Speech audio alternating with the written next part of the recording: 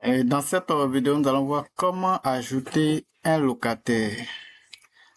Dans la précédente vidéo, nous avons créé le bien immeuble à 5 portes de 2 pièces. Et voici ce bien avec ses portes. Nous avons deux possibilités d'ajouter un locataire.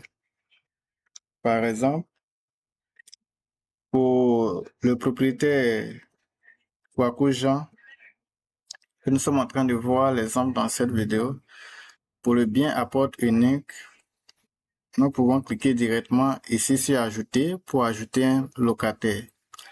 Pour le bien immeuble, il suffit de dérouler à partir d'ici. Nous avons la possibilité d'ajouter un locataire à la porte souhaitée. Ou encore venir dans locataire pour faire ajouter un locataire. Voilà. Donc, nous avons toutes ces possibilités.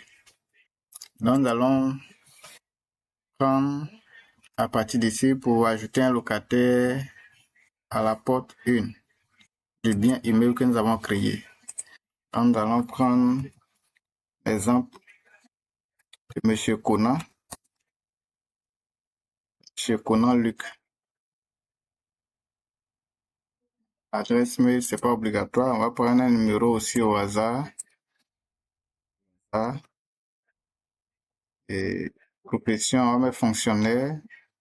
Peut importer sa carte d'identité au passeport, la possibilité d'importer. Et bon, ici, on va essayer de... Non, on va laisser l'import. On peut prendre une personne d'urgence, c'est-à-dire la personne qu'on peut contacter lorsqu'on n'arrive pas à joindre le locataire. Et on met son contact ici. Et ici, le bien est déjà sélectionné, vu qu'on a cliqué directement sur le bien. Donc, ça a été déjà sélectionné. Si on partait directement dans le locataire pour faire ajouter un locataire, là, comme aucun bien n'avait été sélectionné d'avance, on allait cliquer ici pour pouvoir sélectionner le bien en question. Mais comme nous sommes allés sur le bien déjà pour faire l'ajout d'un locataire, donc par défaut, il sélectionne le bien. Pas besoin de venir sélectionner encore. Donc ici, nous allons choisir la date de début du contrat.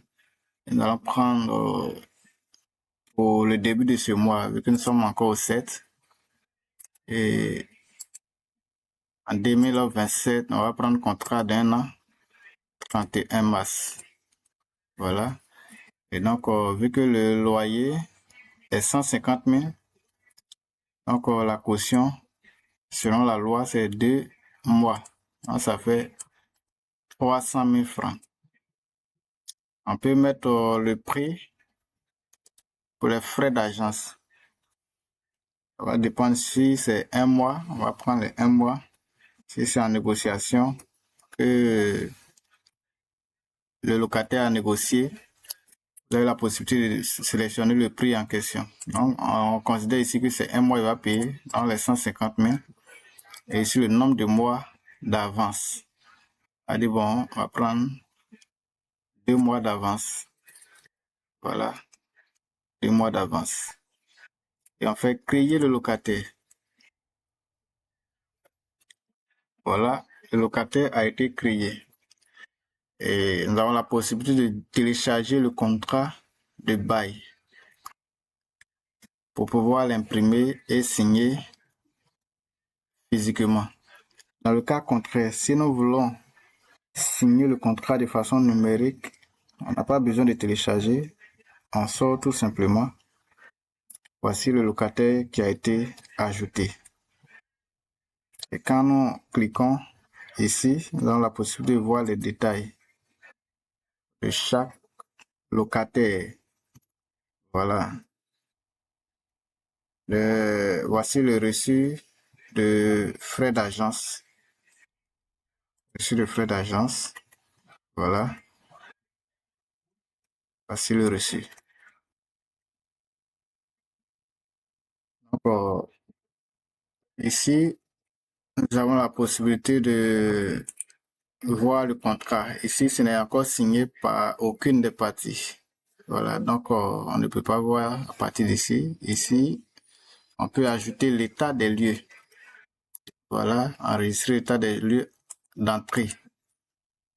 Voilà, on met les informations. Voilà les informations.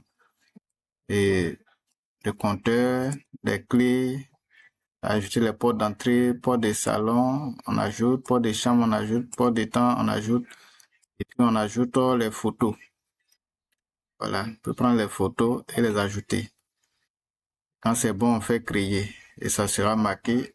À la sortie également, on enregistre et on peut les comparer. Voilà, on peut les comparer. Ici, sont les requêtes de ce locataire qu'on va voir. Ici, les documents, c'est-à-dire que si on avait importé une pièce d'identité, c'est ici qu'on allait voir la pièce d'identité qui a été importée. Ici, nous avons la possibilité de créer un accès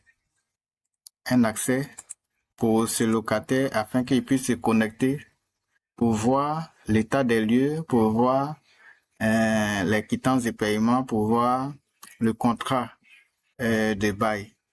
Voilà, donc ici, on donne un mot de passe et voici, c'est le numéro de téléphone, son numéro de téléphone qui servira d'identifiant pour se connecter avec son mot de passe. S'il avait une adresse mail, c'est l'adresse mail qui allait être sélectionnée ici.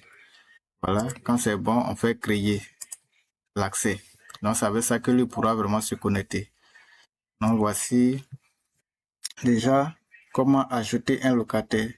Donc, vu qu'un contrat a été généré, ici, quand nous venons dans le contrat, on voit Conan Luc, résidence Kouakou et porte 1. Période de contrat 1er avril au 31 mars 2027, loyer, temps, il reste ce nombre de jours et le contrat est non signé. Ici, quand nous cliquons sur signer, le bailleur peut signer. Par exemple, le bailleur signe et lorsqu'il valide sa signature, c'est marqué signé. Donc là, maintenant, il peut inviter le locataire à signer. Une fois il clique sur inviter à signer, le locataire reçoit un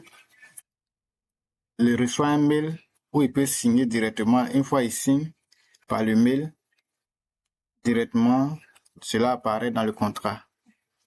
Cela apparaît dans le contrat et soit par l'accès que nous lui avons créé, il se connecte et puis il signe sa partie. Une fois qu'il a signé, cela va apparaître dans le contrat.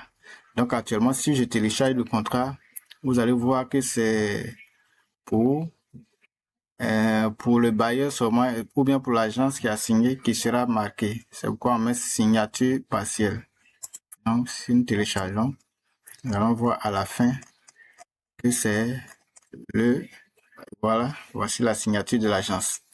Et lorsque le locataire va signer, sa signature va apparaître là. Donc, voici pour cette vidéo ce qu'il fallait comprendre, ce qu'il fallait voir. Donc, dans une prochaine vidéo, nous allons voir comment encaisser, voilà, un loyer à un locataire.